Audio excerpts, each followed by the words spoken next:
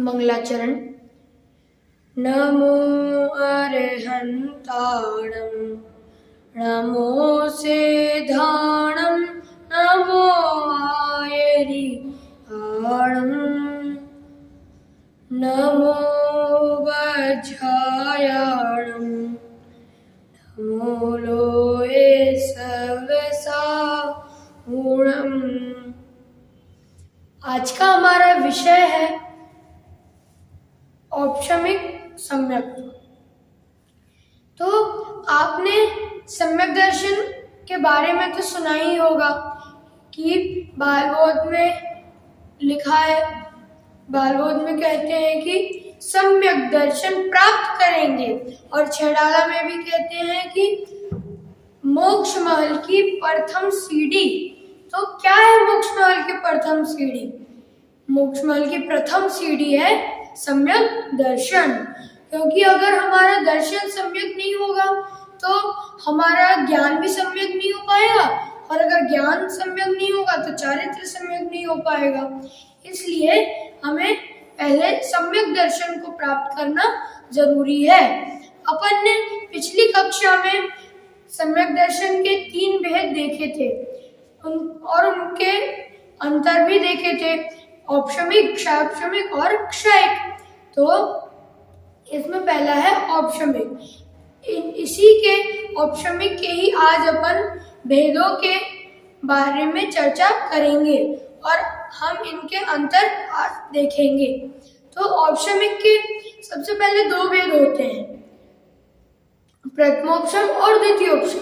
बहुत आसान है, आप सबको तो याद हो ही गए होंगे एक बार सुनते में, प्रथमोपशम और द्वितीयोपशम। तो ये औपचारिक के 2 भेद हैं। अब अपन इनके संबंध में, इनके बीच में कुछ अंतर देखते हैं। पहला प्रथमोपशम। प्रथमोपशम का पहला पॉइंट है कि जो प्रथमोपशम है वो अनादि मिथ्या दृष्टि को 5 प्रकृति के अभाव पर होता है, 5 प्रकृतियों के उपशम से होता है।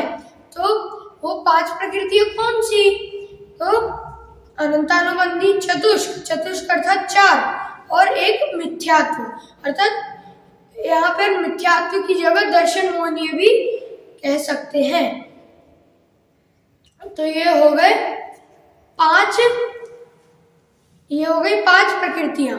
और पहले पॉइंट का ही है कि जो प्रथमोपशम है वो सादी मिथ्या दृष्टियों को 5, 6 और अथवा 7 प्रकृतियों के उपशम से प्रथमोपशम प्रकट होता है। किसको? सादी मिथ्या दृष्टियों को। तो 5 प्रकृतियां तो अपन ने देख ही ली थी। 6 प्रकृतियां कौन सी हैं? तो अनंतानुबंधी चतुष्क, मिथ्यात्व और सम्यक मिथ्यात्व। और 7 प्रकृतियां अनंतानुबंधी चतुष्क, मिथ्यात्व, सम्यक मिथ्यात्व और सम्यक प्रकृति। ये हो गया प्रथमोपशम का पहला पॉइंट। अब द्वितीयोपशम। जो द्वितीयोपशम है वो क्षयोपशमिक सम्यक दृष्टि को होता है। श्रेणी चढ़ने के पूर्व, श्रेणी तो 8वें गुण स्थान से चढ़ते हैं, तो श्रेणी चढ़ने के पूर्व 7 प्रकृतियों के उपशम पर द्वितीयोपशम प्रकट होता है।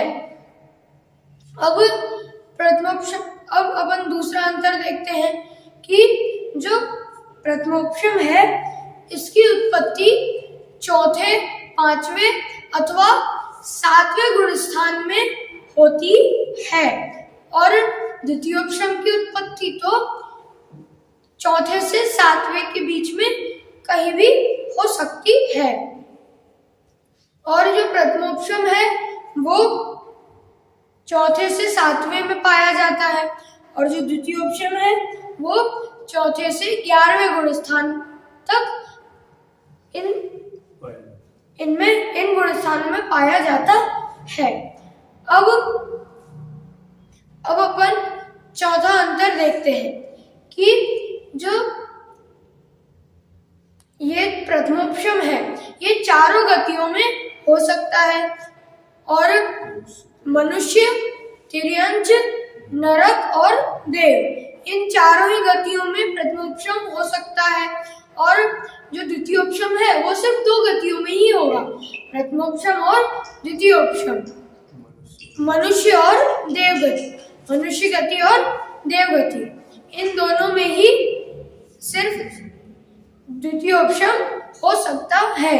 अब पांचवा अंतर कि जो प्रथमोपशम है उसमें मरण नहीं हो सकता, भले चाहे कितनी ही कोशिश कर लो। अगर प्रथमोपशम हो गया है, प्रथमोपशम प्रकट हो गया है तो चाहे बंदूक से अपने आप को गोली मार लो तो भी नहीं मरेंगे, अगर चाकू से अपने आप को मारने की कोशिश करो तो भी नहीं मरेंगे, पहाड़ बहुत ऊंचे जैसे माउंट एवरेस्ट से कूदो तो भी नहीं मरेंगे, अगर जहर खा लो तो भी नहीं मरेंगे, अगर सांप अपन को डस ले, बॉम्ब अगर अपने ऊपर फट जाए तो भी अपना मरण नहीं होगा। अगर हमें प्रथमोपशम औपशमिक सम्यक्त्व प्रकट है तभी मरण नहीं होगा और द्वितीयोपशम में मरण हो सकता है। अब छठवां अंतर कि जो प्रथमोपशम है वो असंख्यात बार हो सकता है, लेकिन जो द्वितीयोपशम है वो बस अधिकतम 4 बार ही हो सकता है और एक भाव में तो अधिकतम 2 ही बार हो सकता है। और अब सातवां और अंतिम अंतर क्या है कि जो प्रथमोपशम है वो सिर्फ पर्याप्त अवस्था में ही होता है, लेकिन जो द्वितीयोपशम है वो पर्याप्त अवस्था और अपर्याप्त अवस्था दोनों में हो सकता है। और हमने आज औपशमिक के 2 भेदों के बारे में जाना, हमने आज इन दोनों के बारे में अंतर देखे हैं, तो आपको मुझे आशा है कि इसमें आपको प्रथमोपशम और द्वितीयोपशम दोनों का स्वरूप भी समझ में आ गया होगा और इन दोनों के बीच में अंतर भी समझ में आ गए होंगे। और